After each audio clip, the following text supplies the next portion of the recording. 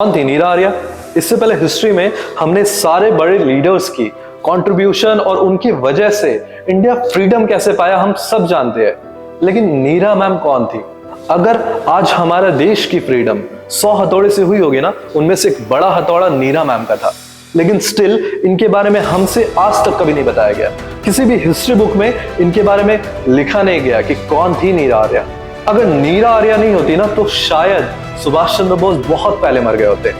अगर सुभाष चंद्र बोस बहुत पहले मर गए होते ना, तो शायद आजाद हिंद फौज नहीं होती और शायद आज हमारा देश की फ्रीडम आज भी एक सपना होता। तो इतनी बड़ी कंट्रीब्यूटिंग लेडी के बारे में हमसे आज तक नहीं बताया गया। किसी भी हिस्ट्री बुक में इनके बारे में नहीं लिखा गया कि कौन थी नीरा आर्या।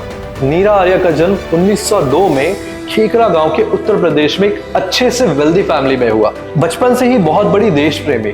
जैसे ये बड़ी हुई, इनके फादर ने एक अच्छे सूटेबल मैच देख के इनकी शादी श्रीकांत जय रंजन दास से करा दी, जो ब्रिटिश इंडिया कंपनी के एक लॉयल सीआईडी ऑफिसर थे। एक तरफ नीरा आर्या मैम जो बचपन से ही देश प्रेमी, और एक तरफ श्रीकांत जय रंजन दास जो उतने ही लॉयल ब्रिटिश ऑफिसर।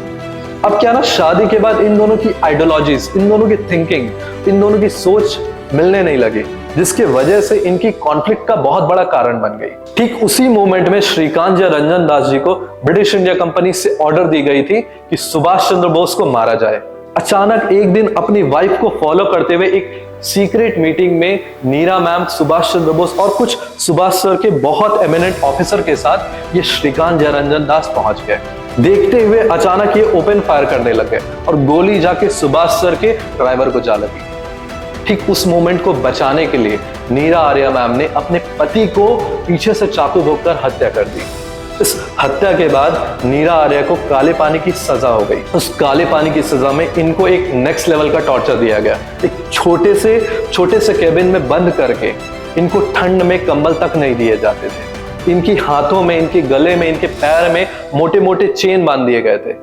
ये जस्ट दर्द से भगवान से मना रही थी कि काश ये एटलीस्ट ये बेड़ियां टूट जाए। और मनाते हुए एक दिन अचानक लोहार आ गया। वो लोहार हाथों की जब हथकड़ियां काट रहा था ना, तो काटते हुए जानबूझ के 2-3 बार उनकी हाथों में दे मारा। जब वो पैर की हथकड़ी काटने लगा ना, तो जानबूझ के बड़े हथौड़े निकाल के उनको 2-3 बार जाके उनकी हड्डियों में दे मारा। दर्द से चिल्लाते हुए नीरा मैम बोली, पागल है क्या, दिखता नहीं है, चोट लग रहा है। ये पूरे सिनेरियो को देखते हुए एक ब्रिटिश इंडिया का ऑफिसर पहुंच गया। वो पूछ रहा था कि तुम बता दो सुभाष सर कहाँ है, तुमको अभी आजादी दे देंगे। लेकिन नीरा मैम उतनी बड़ी देश प्रेमी, वो एक वर्ड तक नहीं बोली। उस ऑफिसर ने नीरा मैम से फिर पूछा, बता दो सुभाष चंद्र बोस कहाँ है, तुम्हें अभी छोड़ देंगे।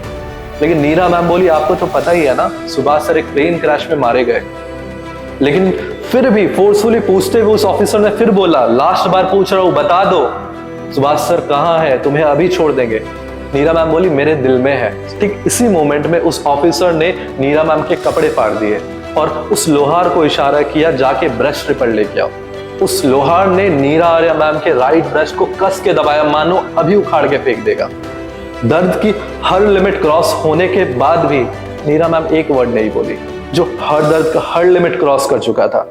देश की आजादी के बाद नीरा मैम को छोड़ दिया गया। नीरा मैम जाके हैदराबाद में सेटल हो गई।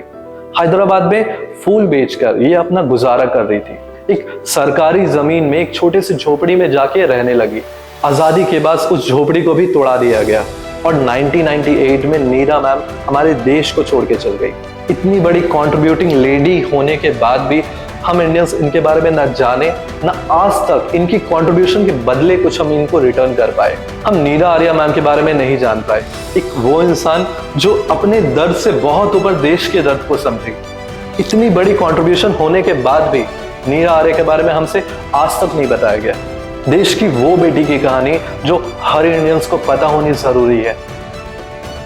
Thank you for watching the video. ये वीडियो को मैक्सिमम लोगों तक शेयर कीजिएगा। एटलीस्ट जीते जी ना सही, उनके मरने के बाद उनके कंट्रीब्यूशन, उनके देश प्रेम को हम सब इंडियंस को बता पाए, दिखा पाए कि नीरा आर्या जैसी लेडी अगर हमारे देश में पैदा नहीं लेती ना, तो शायद हमारा फ्रीडम आज भी एक सपना होता। Thank you.